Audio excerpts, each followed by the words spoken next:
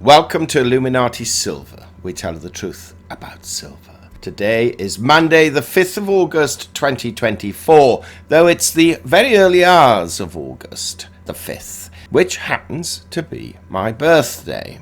That apart, we haven't had the benefit of seeing what has happened to the gold and silver markets in Asian markets as yet, at the time of producing this video. But what we can say is that we are quite confident that prices will be higher, if not this week, and we suspect they will be this week, then certainly within the next 2 weeks. Why do we say that? Well, let's take a look.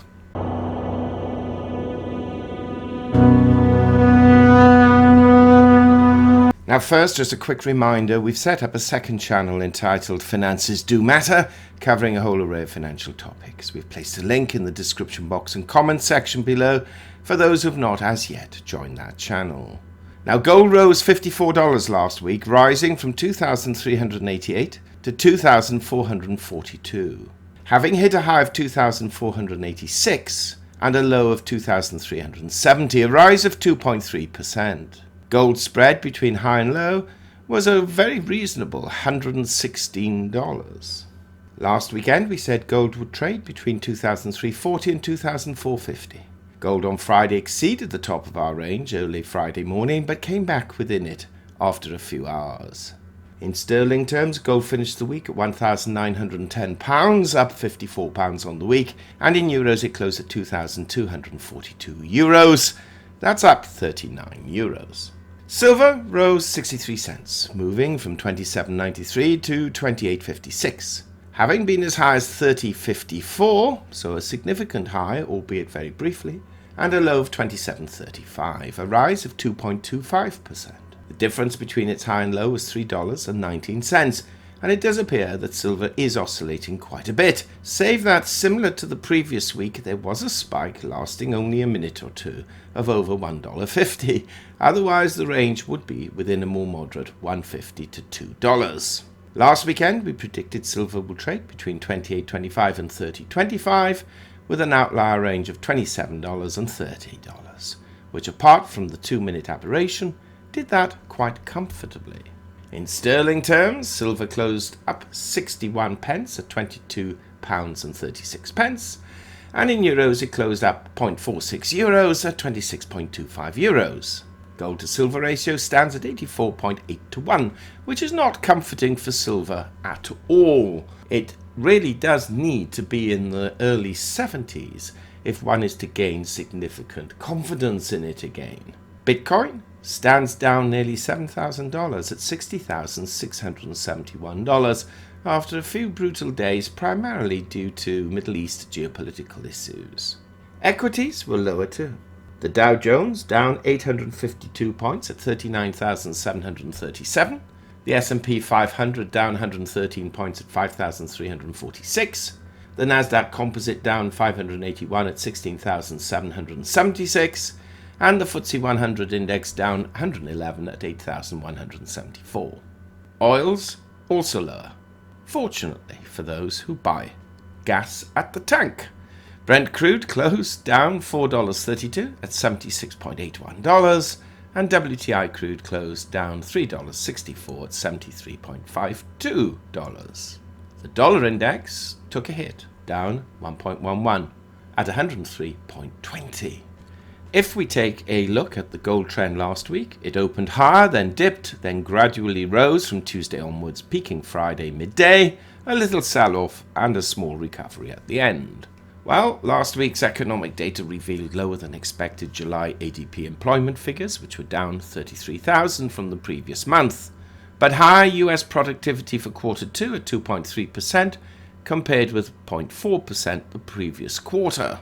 The US employment figures on Friday for July were much lower than anticipated at 114,000 new jobs, compared with expectations of 185,000. And the July unemployment rate rising from 4.1% to 4.3%, the highest level since October 2021. showing at last that past interest rate rises have at last begun to dampen what the Fed used to perceive, but apparently no longer does, to be an inflationary tight labour market. The most important day last week, though, was Wednesday, and although interest rates remained unchanged, Fed Chair Jerome Powell did make clear that an interest rate cut was on the table in September if inflation eases again. Well, if the oil price remains at the current level and employment growth remains subdued, then there's every possibility that this may be the case. Now, in terms of economic data coming up, we have services PMI reporting on Monday, consumer credit on Wednesday, and weekly jobless claims on Thursday. So really, there's little economically likely to affect markets. That said, geopolitically, there could be a lot. The Israeli-Palestinian conflict is heating up once again, with talks ending without a result early today. Several countries have urged their nationals to leave Lebanon, with the US warning its citizens to do so on any ticket available, as fears grow of a wider conflict in the Middle East. It's very rare this happens without a severe likelihood of some form of unrest, putting it mildly. Iran has vowed severe retaliation against Israel, which it blames for the death of Hamas political chief Ismail Haniyeh in Tehran on Wednesday. We suspect these tensions are indeed going to have an effect on markets depending on how they pan out. It is difficult not to be positive precious metals this week and negative equities until this situation is decided and to some degree sorted. So, looking at gold, we can see that it not only had a strong last week, but also the futures market is showing higher figures than the next resistance barrier of $2,500.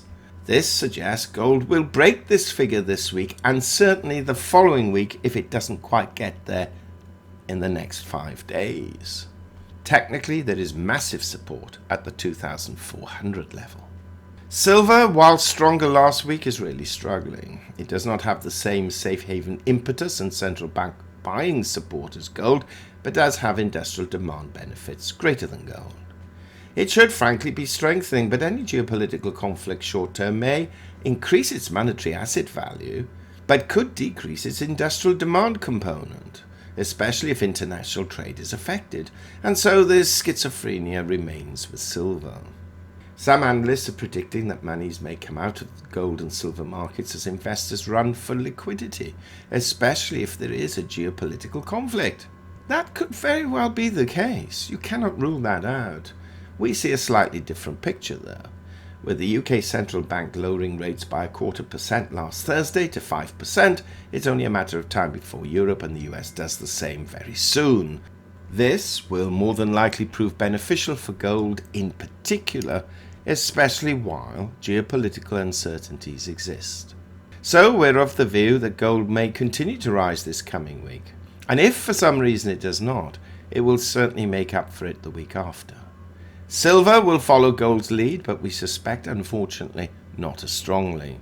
Taking all of this into account, our gold forecast is a trading range of $2,400 to $2,500, with $2,375 and $2,550 as outliers. Silver, we envisage, will trade between $27 and $30, with an outlier range of $26.50 and $31 as outliers. What do you think? Please do share your thoughts. Thank you so much for listening. We'd appreciate it if you'd give this video a thumbs up, subscribe, press the bell sign, pop on over to Finances Do Matter and subscribe there. Well, have a really prosperous week ahead. And if it's not this coming week, then perhaps the week after will be the one that will give you the greatest gains.